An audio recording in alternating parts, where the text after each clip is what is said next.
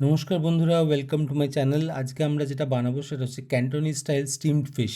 তো এখানে আমি ভেটকি ফিশ ইউজ করব and it gives a absolutely brilliant test. তা আমি এখানে এটা স্টিম করব। এখানে ভেটকি ফিলে নিয়েছি আমি কিছু। বিভিন্ন রকমের মাছ নেওয়া যেতে, সালমন নেওয়া যেতে পারে কিংবা অন্য কোনো বাসাও নেওয়া যেতে পারে। এখানে আমি কিছু স্প্রিং অনিয়ন চপ করে ঠান্ডা জলে ডুবিয়ে রেখেছি, সেটার কারণটা আপনাকে আমি পরে বলবো। এবং লাল লঙ্কা আমি কিছু চপ করে রেখেছি ভিনিগারে ডুবিয়ে, এবং ভিনিগার এবং নুন দিয়ে দিয়ে। এবং তার সাথে আমি সয়া সস রেখেছি and I have prepared a steamer all together. আমি এখানে একটা প্লেট নিয়েছি, কারণ এই প্লেটটাতে আমি জিনিসটা স্টিম করব। যেটা করব সেটা হচ্ছে যে I am just arranging some lemon leaves on to the plate. প্লেটটার মধ্যে এই লেমন লিভসগুলো দেওয়ার কারণটা হচ্ছে যে এই ফ্লেভারটা ইনফিউজ হবে মাছের মধ্যে, and that gives a brilliant taste all together. তা আমি এখানে এই ভেটকি ফিলেগুলো খুব ক্রুডলি সাজিয়ে দিচ্ছি।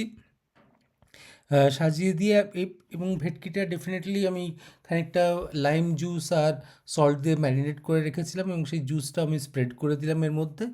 Now what I do is like I put in some julienne cut gingers on top of it, and I will steam the whole thing. Steam করার কারণটা একটাই হচ্ছে যে মানে এই গোটা ফিশটা স্টিম করে it has to be a different way of plating together.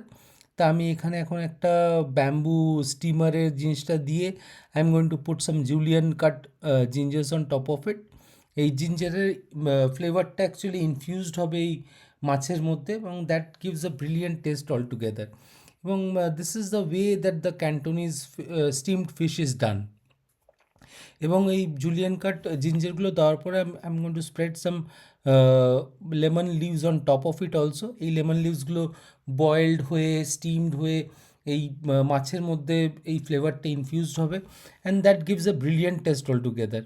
মানে এইটা করার কারণটাই হচ্ছে এইখানে। তা now I am going two close shut the bamboo steamer, এবং এটা স্টিম করতে থাকবো।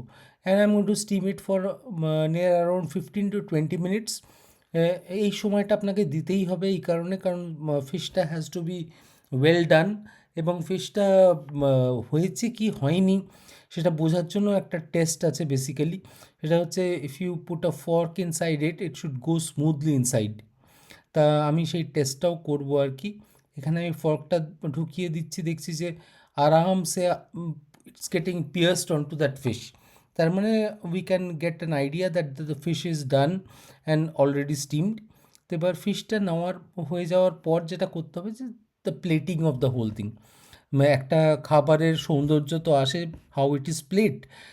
তাই জন্য মানে the plating is a big thing in the all together of preparing a fish or whatever you are going to cook. তো এখানে lemon লিভসগুলো আমি বাদ দিয়ে দিয়েছি। আমি ফিশগুলোকে আলাদা করে একটা ফ্ল্যাট ট্রে টাইপের প্লেটে তুলে নিয়েছি। জিঞ্জারগুলো আমি অ্যারেঞ্জ করে দিচ্ছি তার উপরে। এবং আপনাদের মনে আছে যে আমি খানিকটা এই যে যে স্টিম যে সসটা ছিল ফিশের সাথে, সেটাও আমি এটার মধ্যে স্প্রেড করে দিলাম। এবং আমি যেটা করব সেটা হচ্ছে এখন আমি যে জুলিয়ান কাট স্প্রিং অনিয়নগুলো রেখেছিলাম সেগুলো আমি স্প্রেড করে দিলাম এর উপর, আর তার মধ্যে আমি সয়া সসও দিয়ে দিলাম। সয়া সস দেওয়ার কারণটাই হচ্ছে যে it will give a saltiness to the whole thing.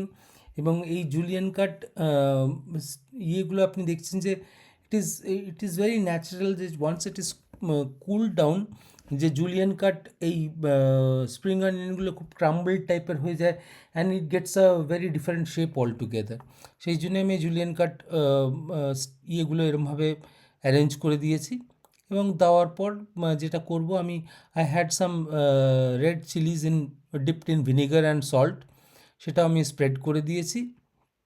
Spread করে দেওয়ার পর যেটা আমি করব সেটা হচ্ছে যে আবার যেটা আমি আপনাকে দেখালাম একটু আগে, মানে how it should look like, সেই জন্য আমি সয়া সসটা আবার যেমনভাবে দিয়েছিলাম সেটা আপনাকে দেখাচ্ছি।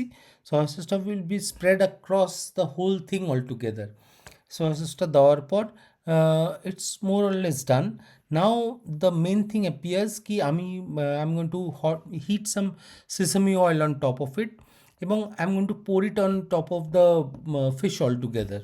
এটার কারণটাই হচ্ছে it will give a sizzling feelings altogether in the fish and also the sesame oil a flavor onto the whole thing.